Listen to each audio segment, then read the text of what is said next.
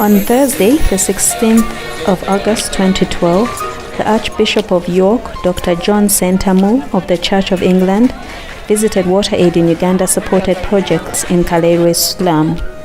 This slum is located 4 kilometers north of Kampala. It is characterized by overcrowded, unplanned, shanty housing structures, poor sanitation, limited access to safe drinking water, flooding, and poor garbage management. While in Kalerwe, the Archbishop received a jubilant welcome from members of the community and their leaders, who saw in him hope for a better life. They shared with him the day-to-day challenges they go through to access safe water and sanitation services. They also talked about how WaterAid is supporting improvements in water, sanitation, and hygiene services through working with local partners of Community Integrated Development Initiative, CD, and the African Evangelical Enterprise, AEE. WaterAid support has led to construction of a number of community-safe water points, toilet facilities, rainwater harvesting tanks, and drainage channels, which all have greatly helped in reducing the water and sanitation-related diseases in the area. WaterAid has further equipped community members with skills to voice their concerns, demanding accountability and better services from their local leaders and government.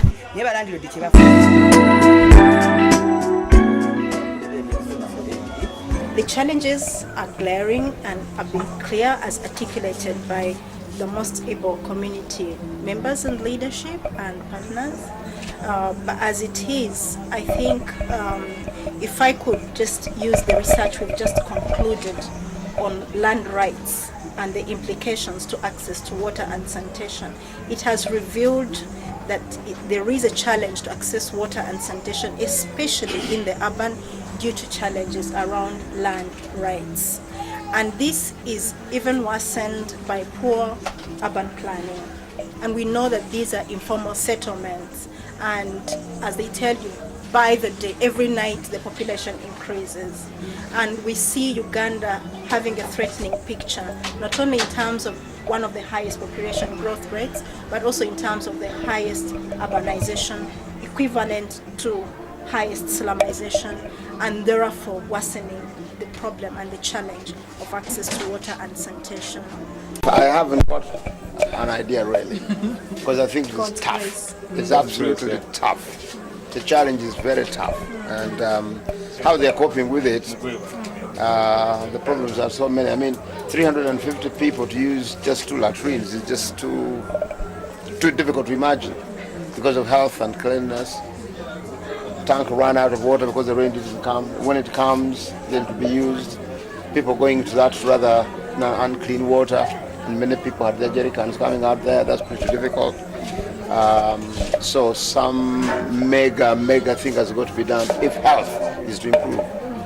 Well, I'm glad that the AEE is involved, because they represent both the gospel, telling people about the love of God, but also that love of God has got a practical implications. And I think people need to come and see, because if you don't see it, you never know. You know, you can pass here, buy your food and go away, but actually, when you enter into the community, you realize how desperate it is. I mean, it would be very good if you invite the president himself to come and see, and tell him, you try and drink that water, Mr. President, you'll be sick tomorrow.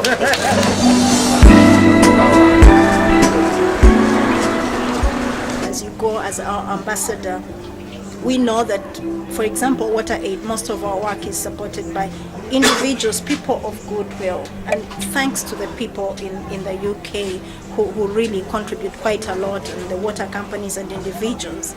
As our ambassador, it would be really good, even for the congregations that you lead, and the people that are concerned about mankind are those that know God. And no wonder there is a saying that godliness is cleanliness is next to godliness. So sanitation is dignity, both from the worldly angle and even from God's perspective.